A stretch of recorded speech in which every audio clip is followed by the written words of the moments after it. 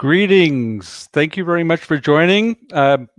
This is a series of 3 different live streams that we're concentrating on circularity and supply chain management. Today, we will be talking about strategic sourcing, and I'm very fortunate to have 3 great panelists. And I'd like to go ahead and introduce our panelists to you right now. And we start with Lilla Toth-Tatai, who is a chocolate educator, and we will get into the realm of supply chains tied to chocolate, and I'm looking forward to that. Then we move on to Sophia Nash, who is a co-founder of BZLW in Greifensee. Lilla is in Vienna. And then lastly, we'll go ahead and close with Gregory Donworth, who is a consumer insight manager and has tremendous experience tied to the subject of procurement. And so, without further ado, let's go ahead and get started. Have you joined Lilla to the group? Lilla, thank you very much for joining today. Thank you. And before I go ahead, there's something I'd like to go ahead and share with you. And we haven't prepared this one in advance, but you could see the slide that I'm showing on the screen. This comes directly from a document that you shared with me, and I thought it was quite interesting. Maybe we can just go ahead and bring it out a little bit more. This is a supply chain tied to cocoa, and you could see on the screen, I'll leave this one to you, Lilla, but I think it was very interesting to go ahead and get our conversation started with this. So based upon, let me go ahead and keep this on the screen. Based upon what you're seeing here, I thought it was quite interesting that you have millions of farmers over on the left-hand side, and then you go through this entire process, and then you have billions of consumers. So we go from millions to billions of consumers, but this is all very linear. And so the question I would have is, do any of these millions of farmers that are producing the cocoa, do they get any of the chocolate at the end? Maybe not, could be for Christmas or maybe Easter Bunny, I'm not quite sure. Do they ever get it at all? Not really, no. And most of them don't even know what product is created from those fruits and beans that they are working with day by day. So a lot of them don't even know that it's gonna turn into chocolate. Some of them think it's made into wine, or they just don't even care about what happens to the beans once they're leaving the farm. So that would mean that if we're talking about the end product, then not only do they not have a clue as to what is actually being produced, they would maybe struggle in actually working with it or being accustomed to it, even using it, perhaps? Yeah, they don't know what happens after the beans leave the plantation. And we're talking about the big, like the 90% of the production of cocoa, because there's this other area, the craft chocolate movement, who are trying to be more in a direct contact with the farms. Then obviously lots of them, when they visit farms, they will bring back chocolate that was made from those beans, and that's always a very nice moment when they can actually share the real fruits of their work, of their hard work. But for most farmers that never happens, which is quite sad. Yeah, it is, and especially because within circularity, we are always talking about closed loops. So the idea would be anything that we're actually taking from nature, that we're able to bring it back. Well, based upon this construction, it makes it very, very difficult. Are there any possibilities of us trying to create closed loops within this environment? There are some examples where the farmers can start making their own chocolate, so that the whole process will stay on the farm, and then they can sell their chocolate made from their own cocoa. But that's really rare, because most of the time there's no infrastructure, or they don't know how to make it, they don't have the knowledge or the skills, they don't have the machines. And also because it's in a hot climate most of the time, it's quite a challenge to have like air conditioning or such things that would make it possible. There are a few examples, but very few. And of course, this only being one of the challenges that we have within sourcing, looking at it from a closed loop, but obviously there are all the ESG components, the environmental, societal, and governmental elements. And I thought it was quite interesting, this document that you shared with me. Thank you very much for that as well. We think about certain standards that are commonly applied, tied to a commodity like cocoa beans. And I thought it was very interesting in this document, some of the things that we think that these standards or these certifications are ironclad, but when you dig beneath the surface, you find out that there are quite a number of situations where these standards are not being adhered to. Perhaps if you can talk a little bit about that. Yeah, so the standards are not just not adhered to, but they're not clear. So if a company states that our chocolate is this much sustainable, or we can trace 50% of our cocoa back to the farms, traceability or sustainability means different things for the different companies. There's no clear definition of what they need to achieve in order to say that we are sustainable or we can trace our cocoa. So that's another problem. That there's huge claims. If you Google sustainable cocoa, on the first page you will only find the big chocolate companies' sustainability programs and claims, and you will not see these more detailed and independent reports about the real state of sustainability in cocoa, which is in quite a bad state actually. So it's not sustainable at all. Well, obviously, we want to leave people with a positive message. Do you have any ideas of what you think we should actually do to go ahead and correct that? Well, there's the craft chocolate movement, as I mentioned, which is all the small chocolate makers, micro batch makers. They make up only about 5% of the total chocolate production in the world. But they do have lots of really good things that they do, planting a tree for each bar sold, or running different school meal programs with the farms that they work with. There's lots of examples. There's also companies who, well, most of them share their transparency reports on their website. Some of them, I have one bar which they have the transparency report inside the packaging. So if you buy a bar, then you can read how much they paid for a kilo of beans compared to the fair trade price or compared to the commodity price. So they're really trying to make sure that it's full transparency and that they have direct contact with the farm. So there's no middleman, no other people, intermediaries in between who would take the money or to interfere within the system. So that's direct trade is one of the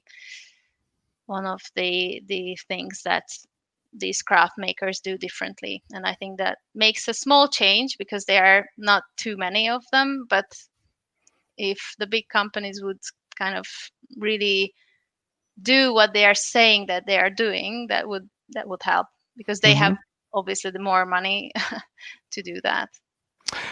And I thought it was also interesting in this report you talked about, of course, the elements that are very important when we're talking about our overall welfare, that being human rights and the living wages and the like. What are your feelings for us as being consumers? What kind of power could we possibly have vis-a-vis these larger organizations to maybe get some of these things corrected? I think we vote with our money. So if you buy a different brand because you realize that the brand you were buying until now is not meeting these principles, or if you see that maybe they claim that they are transparent, but if you read through their actual data, then you can find out that it's just nice big claims, but you don't really know what's behind. What I suggest to people who I talk about chocolate too is that first of all, it's always about taste. But then, if you are interested in climate change or in the um, economic side or environmental side, then ask.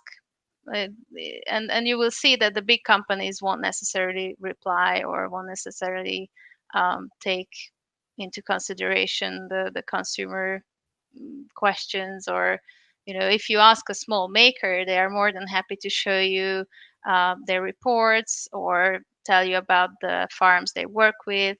They're really proud to work with these farms, Mm. and they are happy to show what they do behind the scenes, whereas the big companies won't necessarily do that. So I'd say just look around, because there's lots of these little tiny companies who actually make a difference. And if we promote them, or if we buy their chocolates, not only we get nicer chocolate because it does taste much better, Mm. but also we can contribute to a better state at the farm level as well.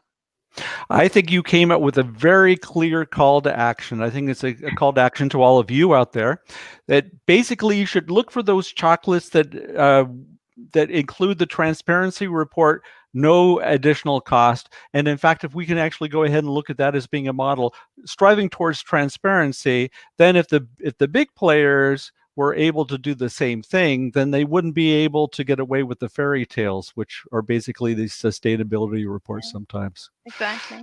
Okay, great. Well then, Lilla, thank you very much. If I can go ahead and put you into our VIP lounge we have, and then I will call you back out when we are ready to go ahead and start with the panel discussion. And just as a note to all of you out there, please feel free to go ahead and use the chat box anytime during the presentations. What the goal is make this as interactive as possible, and I will do my best to go through the questions and make sure that your name ends up in lights and that we're able to go ahead and make this truly an interactive affair. Again, Lilla, thank you very much. And with that, I'll move on to Sophia. Sophia, thank you very much. Let me go ahead and, oh, you're off mute. Great. And I'd like to go ahead and share a slide with you as well. And we had a brief conversation. Let me go ahead and pull this up. We had a brief conversation. Actually, we've had a number of not too brief conversations. That's another story. But it's all tied to this question of standards. And I think that certainly what Lilla was talking about directly tied to what the smaller players are doing out of conviction, what the bigger players should be doing, but they're not compelled to do it. That really does bring us to this question of standards. So I know that you've been dealing with a number of corporates. Perhaps if you could describe from your perspective, this whole idea we're using ISO 2400 as an example, yeah. Right? But we know that this is also partially a fairy tale because this is not very much deployed, right? That's what I understood. Perhaps if you could talk a little bit about that. Yeah, absolutely, Mike. And in that sense, I think you did hit the nail right in the head with Lilla, from a smaller producer versus a bigger company perspective, because as much as I believe that people try to do the best thing that you can do from a sustainability perspective, but they also get orders from their line managers, right? So there, I believe the bigger companies have this very convenient situation of sometimes hiding themselves behind legislations and paperwork and audit papers that are in many cases, just to give you a good example, as part of how the big companies outsourced, some of these assessment or audit processes, they also rely on other companies to do this work for them, right? So the whole contracting and enforcing of the standards that are available either via soft law or hard law or legislation, they are really complex by now, and in that sense, I would say it's also a problem that many of the corporations in supply chain specifically, they downscaled on personnel and how many people they employ in strategic sourcing as well as procurement. Sometimes they just don't have the time to look up and also to order an audit, right? So they rely on companies who do certifications and audits themselves. And I believe that there we have a good chance to hold those companies a little bit more accountable for what they are doing and how they are certifying, either on behalf of a bigger corporation or the bigger corporation itself with the employees that they have on board in sourcing. Great, thank you very much for that one, Sophia. When I think of this concept of sourcing or procurement, the typical model is actually very linear. In other words, you are asked to go ahead and purchase something, you receive the request from some department, putting on a very high level, right? And Yes. you go ahead and perform your due diligence, usually using price as the basic barometer, Exactly. but not necessarily exclusively. And with that, you more or less cross it off your list. But of course, we know within this concept of circularity that we need to be very cognizant of the decisions that we're making at the time of purchase, because we have a certain responsibility for those goods and bringing them back into the system. Otherwise, all this talk about sustainability is bunk. I'd be curious on your opinion on that one. I can only concur what you say. I would give you two really good example where I feel that all of those who work in corporate environment could do much more. One is really where they work in sourcing, especially strategic sourcing. As you mentioned, when it comes to supplier selection or even any kind of service provider selection, just really question within the company if they are following, sustainable or even circular principles and legislation that is already available, right? So we went from a really soft set of legislation in the last 2 decades to getting quite hard or to quite hard legislation in some of the countries and also globally by now. So I think this year also showed us, right, that we cannot really hide anymore. More and more people opt for products that Lilla also mentioned from a chocolate perspective, and other parts of the consumer behavior have changed. So if someone is incorporated, then really they need to also educate themselves and step up as individuals and challenge even their senior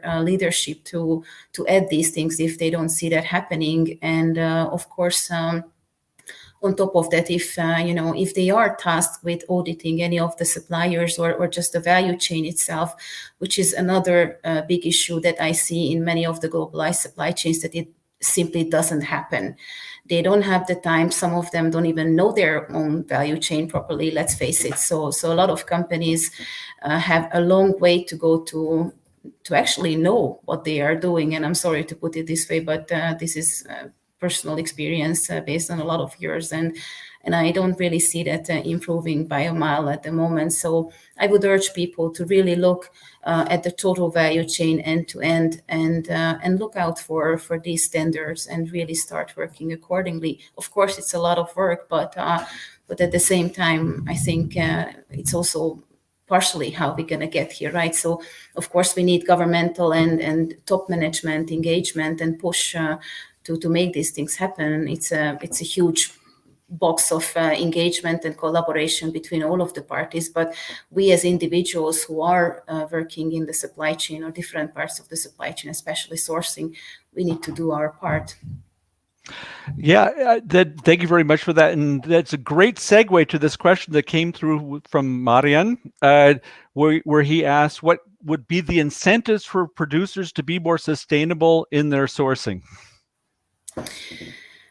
Yes, there would be also, right? So, of course, as we all know, price is king, right? And in many ways, we went down that route of the cheaper, the better kind of attitude in all parts of our lives and supply chains. But for instance, if a producer is really able to show that they are completely sustainable or they have set up a circular value chain for what they are doing, that can be really, from a consumer perspective, a value add that the consumers are looking for. Therefore, they can put, not even a price premium, I would say a fair price that can cover really the cost, that fair cost of living and managing that business, right? So I would say that should be a direct incentive from a consumer perspective. So again,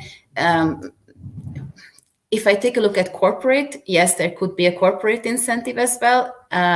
If it's going to happen in the next 2 to 3 years, I would be surprised, but you never know. But I think as much as consumers started digging deeper into what they are getting partially on their table or clothes and everything, we're going to get there. And I think that kind of pressure can also put enough pressure on the corporations to move in that direction, to provide incentives for producers.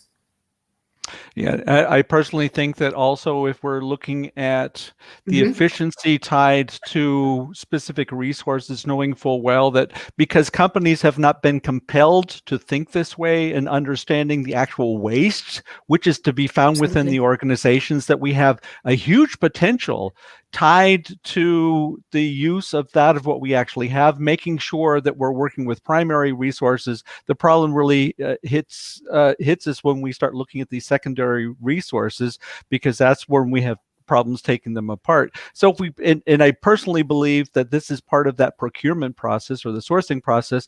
If we make sure that we're working with primary resources, knowing full well through the entire chain, that actually it ends up becoming much cheaper because we're able to go ahead and manage our resources much more wisely. And of course, apart from the fact of the total cost. But there are all kinds of things I think we can actually do along these lines, right? Absolutely, and just wanted to add to this, Mike, I really appreciate you taking up on that angle.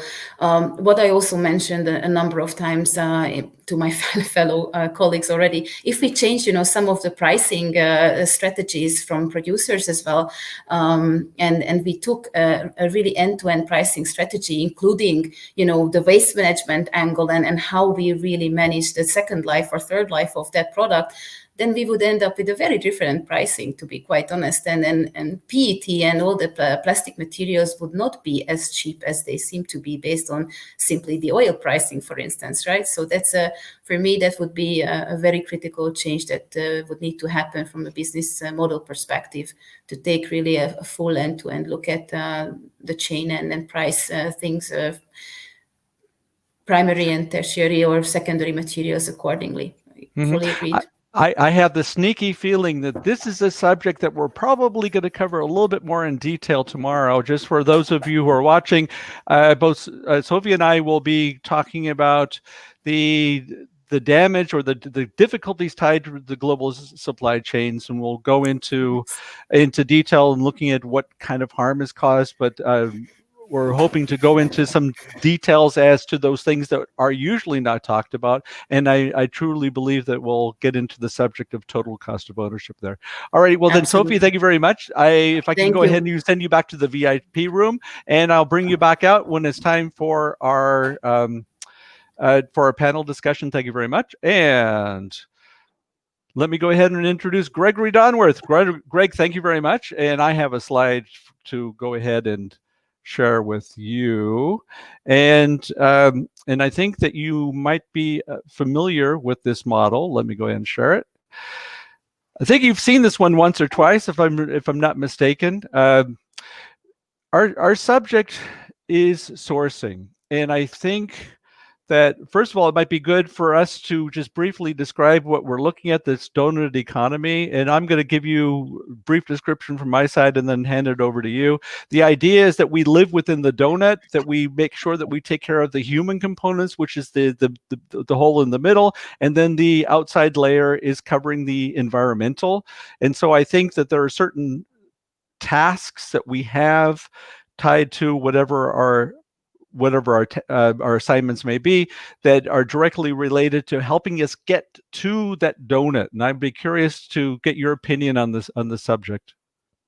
Yeah, so far, thank you very much for having me. I'm very happy to be here. I think that that's like a fantastic graph. And the very sad thing is we are underperforming in the social, and we're definitely over polluting in the environmental. So in certain areas of the world, we're definitely doing better than others, but overall, improvements need to be made on both sides. But I definitely think when I started becoming very interested in the circular economic field and the donut economic field, I immediately thought of it as like waste reduction as the primary like aspect of it, but I quickly realized that that was a very short-sighted approach.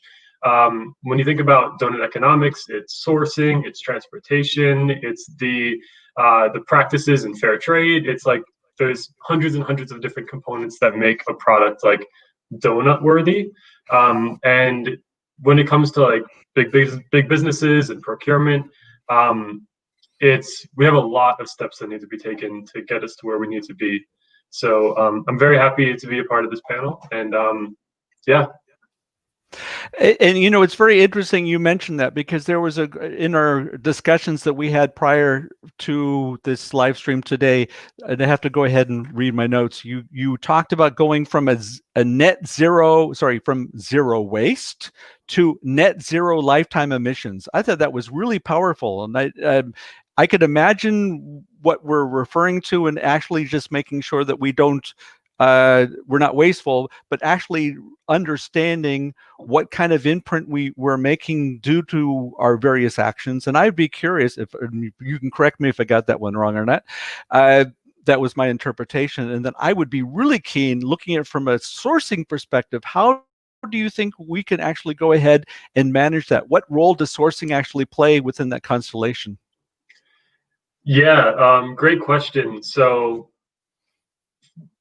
basically, large organizations source what people buy. So we need to have a major consumer behavior change to make it so corporations start to procure in this new circular economic way.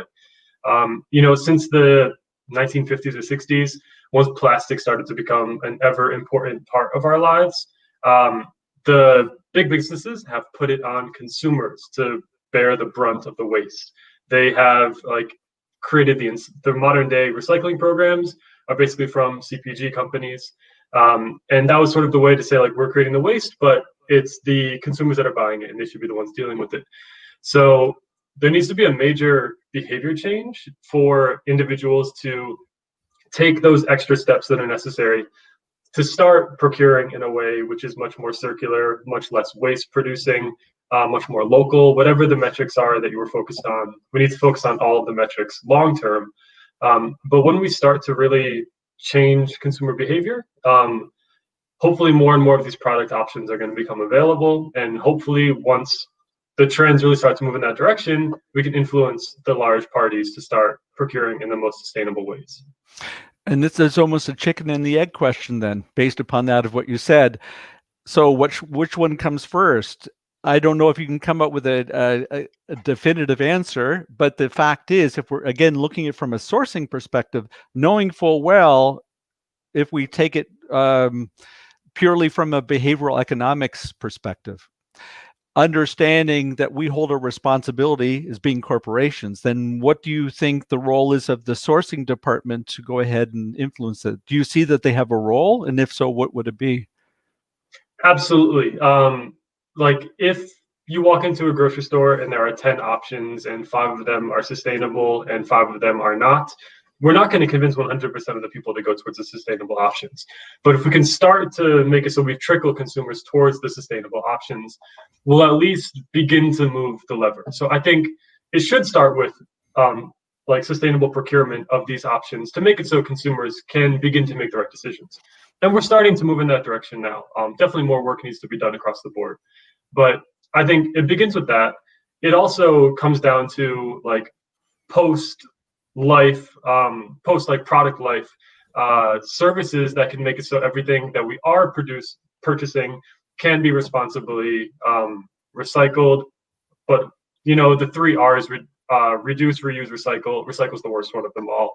That's really clear nowadays. Some countries do it better than others. In the US, we have a lot of work to do to make recycling what it should be. So we need to put a lot more work into those post-life options for these products.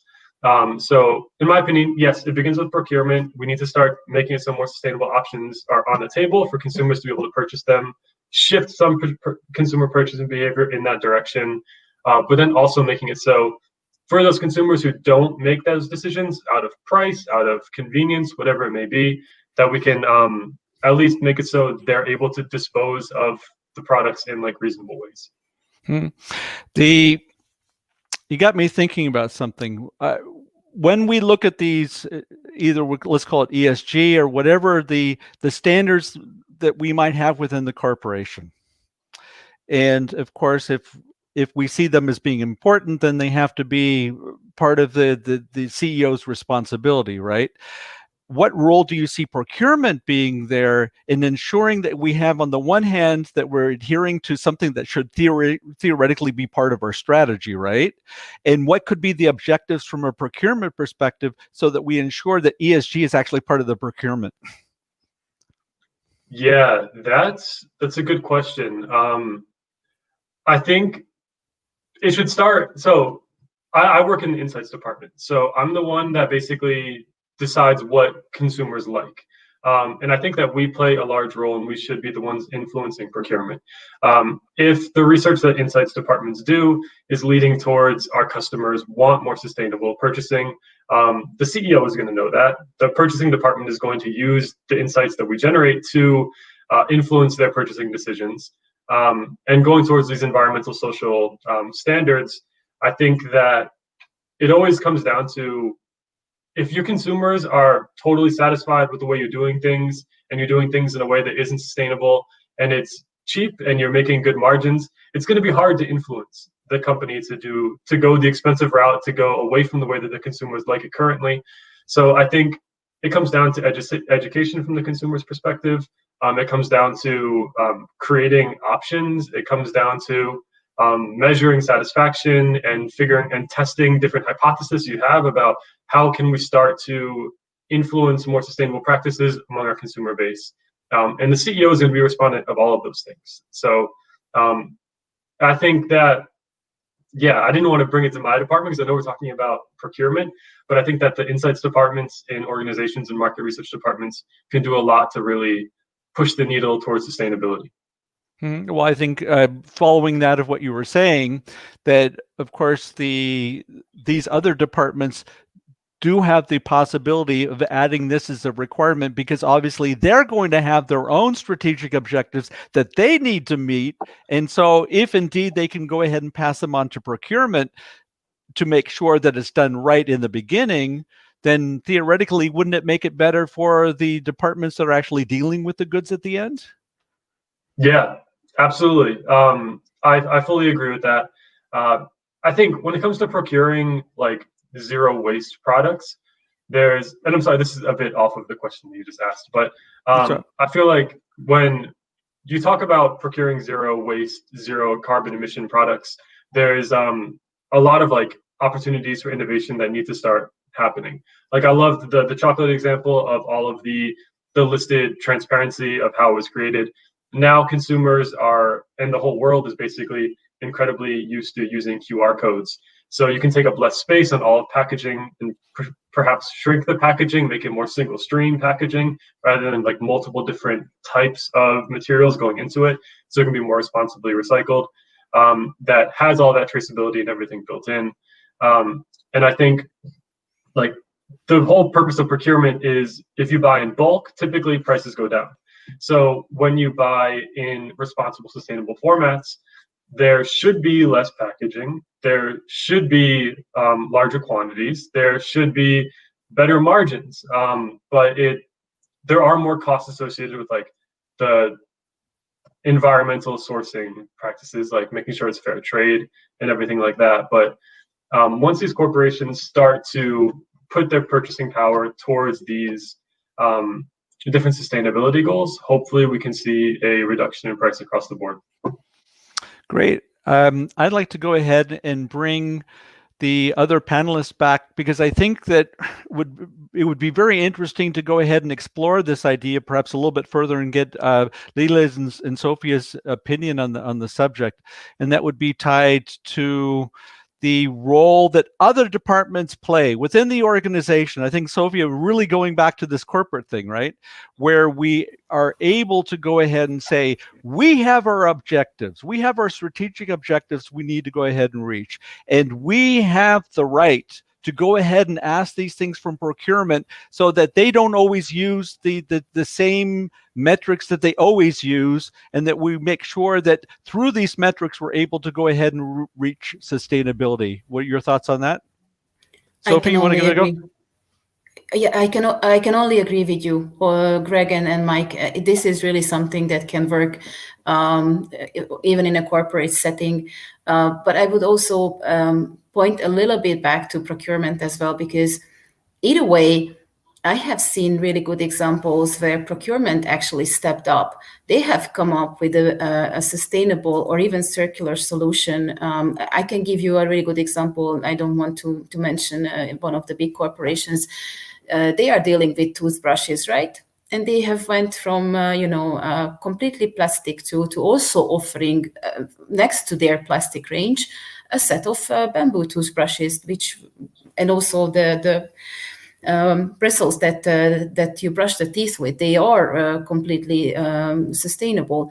And did they go a long way out to try out this option? No, but they have created an opportunity within that bigger corporation. And maybe it was a push from marketing. I don't know at the moment, but I know for a reason that we have done already experimental projects on this element. And well, it shows that sustainable and circular solutions are not always more expensive than the non-circular ones. I can testify that it's actually cheaper, and it sometimes doesn't even come with volume, as Greg mentioned. Sometimes it's just a matter of that initial investment of overhead, where you actually audit properly and check what's going on with the suppliers, and that's a one-off cost. And then on the long term, in your baseline, it doesn't show because it's even cheaper than the crappy old solution that they had. So, yeah, I can only confirm that. Can concur, absolutely. Yeah, Lilla, and that model that we had looked at in the beginning, it was quite interesting that you had a bunch of different layers of players that are involved, but there were some other options that were also included, one that would be perhaps a little bit more direct. Do you see any alignment tied to this idea that we can perhaps do it different, not necessarily doing it the same way that we've always done it? And actually, when we do it this way, we find out that it's not more expensive. What are your thoughts on that? It's a bit different, I think, with chocolate, because if you look at a price of a commercial chocolate bar, I don't know, maybe €1, $1, whatever, and if you think about how much actually gets back to the farm level, is less than 1%, and half of the price is just the retail margin, and it's still a cheap chocolate. So the problem with chocolate is actually that it's way too cheap to be able to become sustainable. So the price has to be higher. And that's why craft chocolate is much more expensive. A bar can cost maybe $6 to $10 or even more. And still that doesn't really cover all the costs, and even with all the premiums that these makers pay to the farmers, which is higher than the fair trade price as well most of the time, it still doesn't make it 100% sustainable, or doesn't help 100% to make sure the living wage is attained, or so it's still a long way to go, even in the craft chocolate scene. But if we look at the big companies, the pricing is not right. So unfortunately, in this case, it has to be more expensive. Well, Greg, I think this is a donut economy question, isn't it? How do we go ahead and manage this part, understanding all too well that the middle of the donut hole, is exactly what Lilla is talking about? Yeah, and I'm sure with the cheaper products as well, they are negatively impacting the environment. So I'm sure it's once again on both sides of the donut that we're falling short of where we need to be. Oh, yeah. And then, of course, the questions, we're talking about cocoa in this particular case, but we know that cocoa is only one commodity of where this is playing out, where we have Groundhog Day on a number of commodities. And so the real question I would pose, and I don't expect you to have all the answers, so I've been trying to drum up the conversation. But the point is, isn't this something that we should really look upon if we're trying to go ahead and solve the problem of the donut? And then the question is, how do we go ahead and make it inclusive, that people understand that if we're ever going to get the donut to work, then we need to make sure that people have living wages?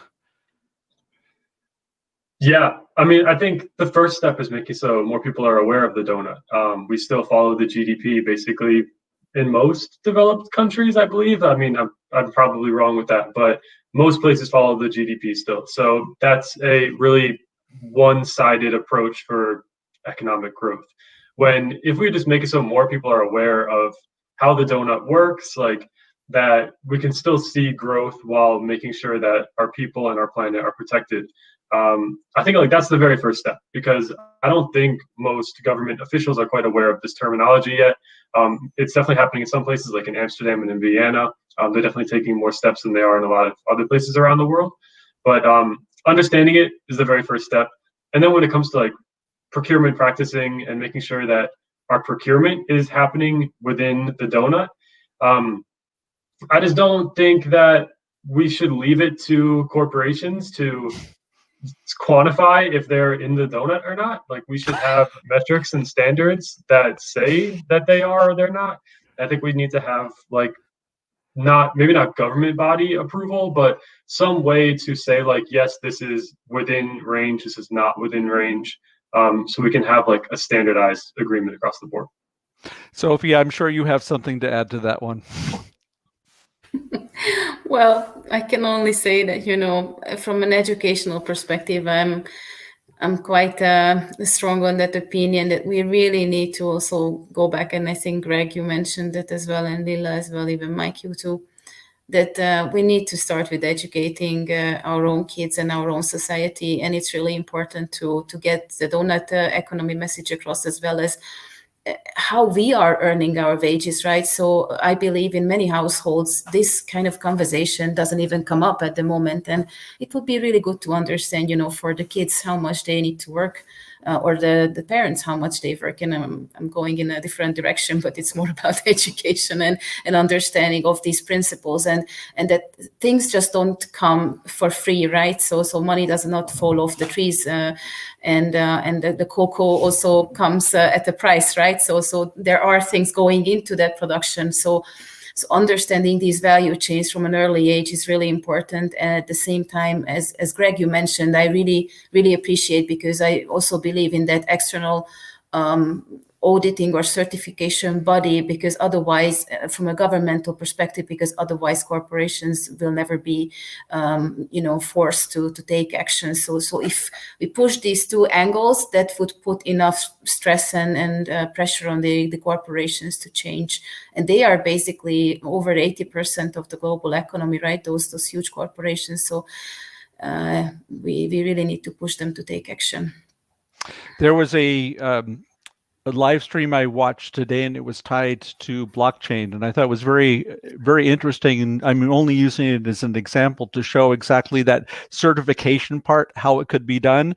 If we look at the typical process being an input, process, output, and of course we cannot go ahead and say if we have the same input or the same components in the input, that we're automatically going to have the same components at the output after the process. And regardless of whatever might be stated by those parties involved, getting back to making sure that the prisoner is going to keep the jail safe.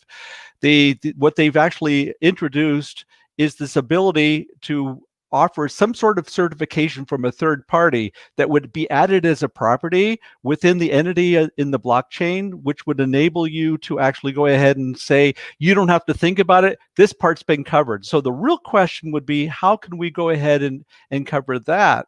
I think that it leads to one of the questions we just came up with from Tony, who asked, could a comparison be made between the booming US stock market while unemployment remains high and economic divide continues, and the circulation economy donut metric versus following the GDP?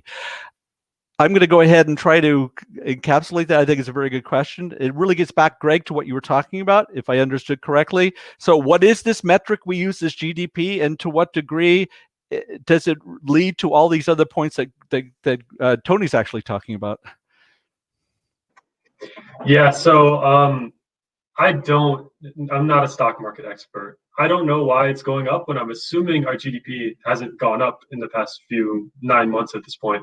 So I'm not able to touch on that aspect of it, but I'll just speculate that I believe if we were to really integrate a donut model in the way that our government makes decisions, that it would be very drastic, that like we shouldn't just focus on a rising stock market because that helps the 1% or the top 10%, whatever, however many people that are like actually saving in and invested into the stock market, but we're leaving the other huge percentage of people behind. So unfortunately, I'm not able to touch on like the stock market. Not a problem. Sophia, Lilla, you like to give a stab?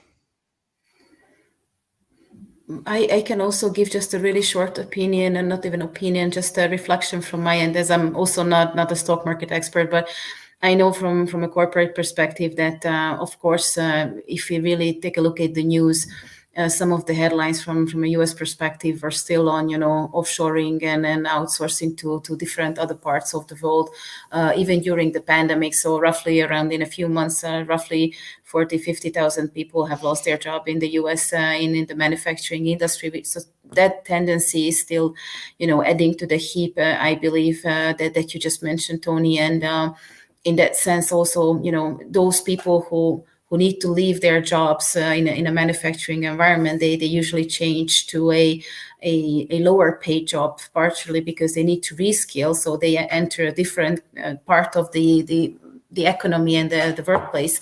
So there they are the net losers of the change, right, from an economic perspective, while the gain is on the shareholders' side in the business. So therefore, that fuels the stock market part of the equation. So that's just my basic economic, explanation from a corporate perspective, knowing how those finances work.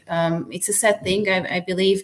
And I do believe as well that there is a different solution, as Greg said as well. If we really follow the donut economy, then there are solutions and business models with the rightful, more localized community ownership of those companies where the work and the decisions get done right. So we just need to re-explore those models that we used to have, and they were working, and that would get us closer back to a more sustainable living for everybody.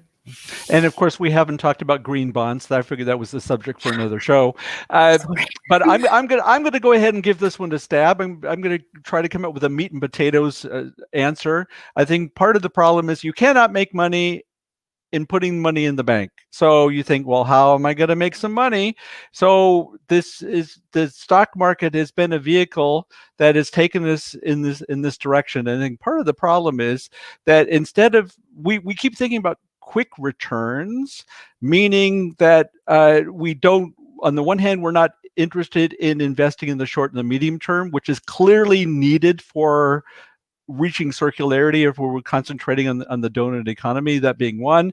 And then, of course, the idea is, well, we have this cash, we might as well go ahead and spend it and try to come up with the best returns we can. We see how the stock market is exploding. That means we're so far removed from reality because we have so much cash floating around, although obviously we're talking about inequality because there are a number of people, going back to Sophia, to what you were saying, a lot of people don't have that kind of have that kind of cash.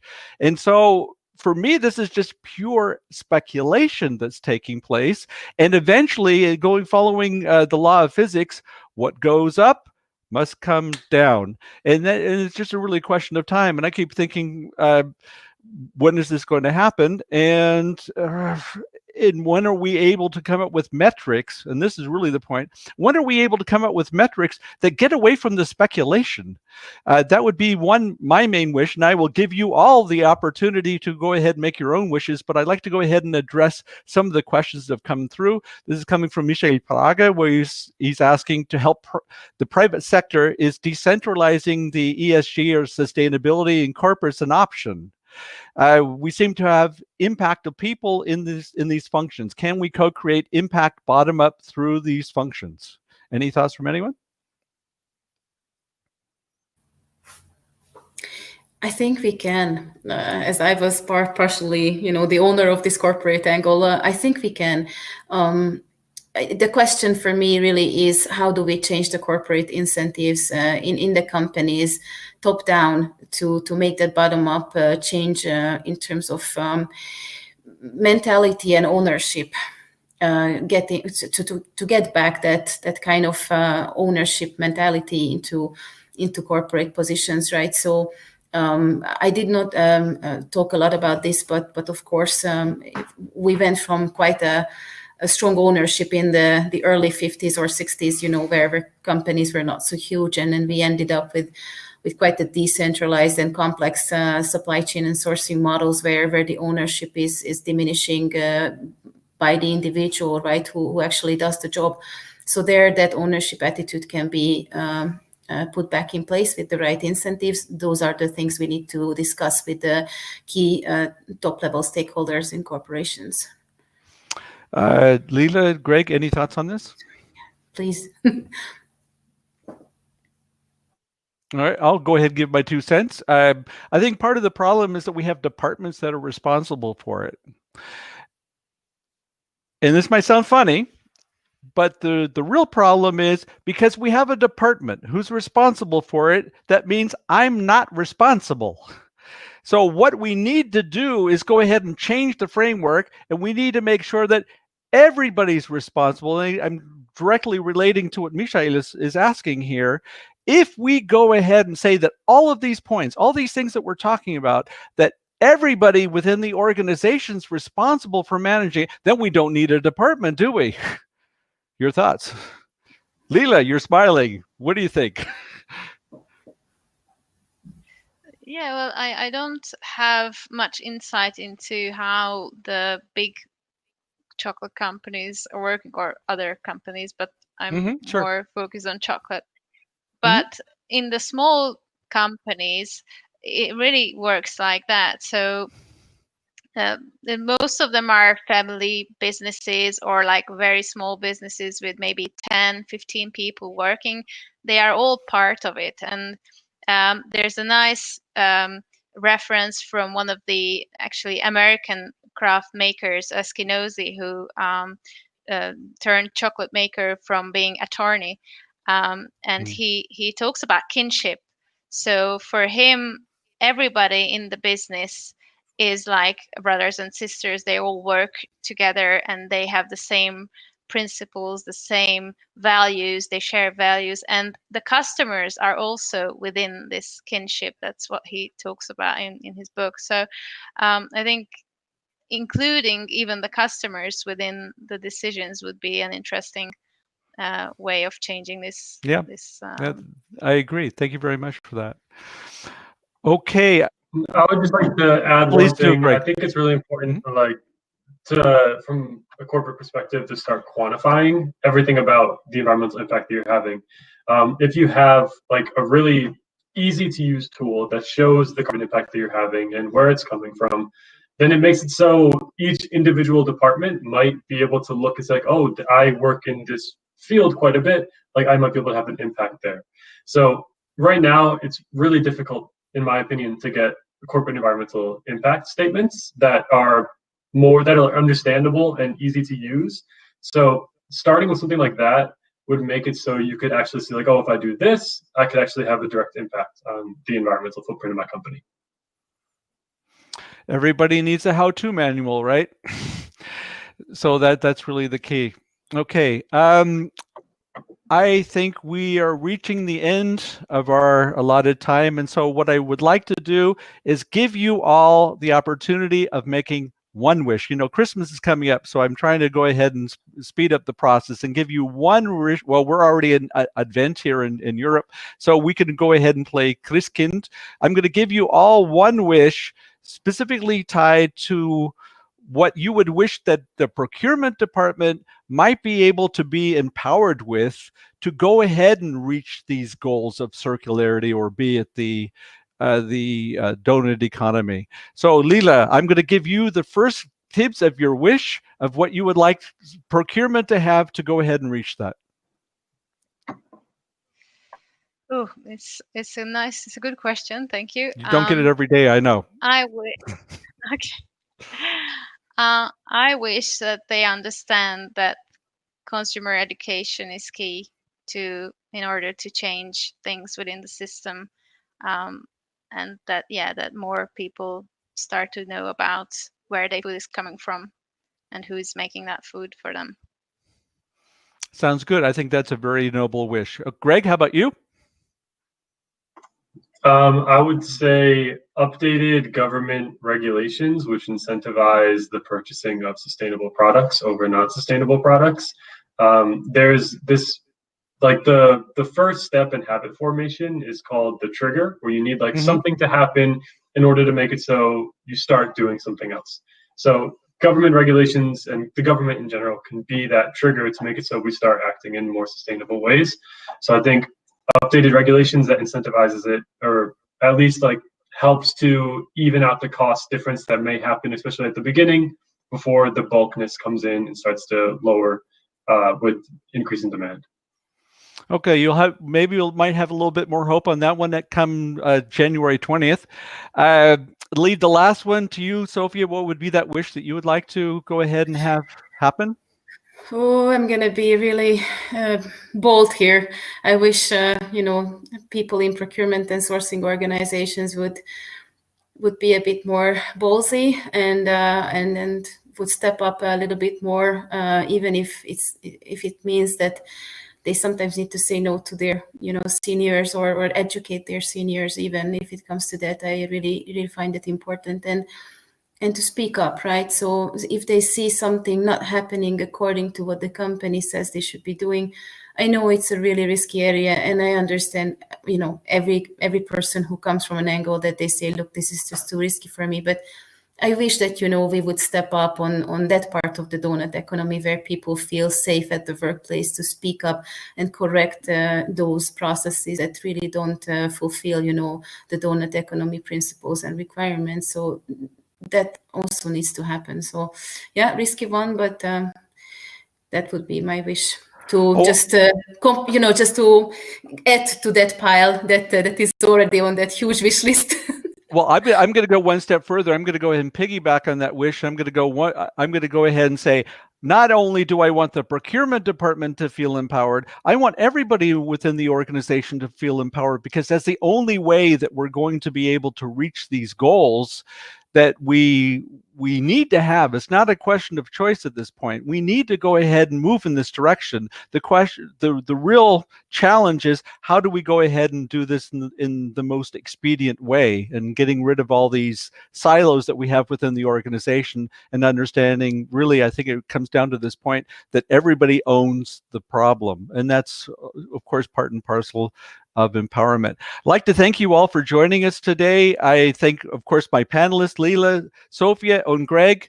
And we, as I mentioned in the beginning, for those of you who perhaps joined us a little bit late, this is the first of 3 different live streams that we'll be running here, and the next one will be tomorrow. So let me go ahead and highlight that one.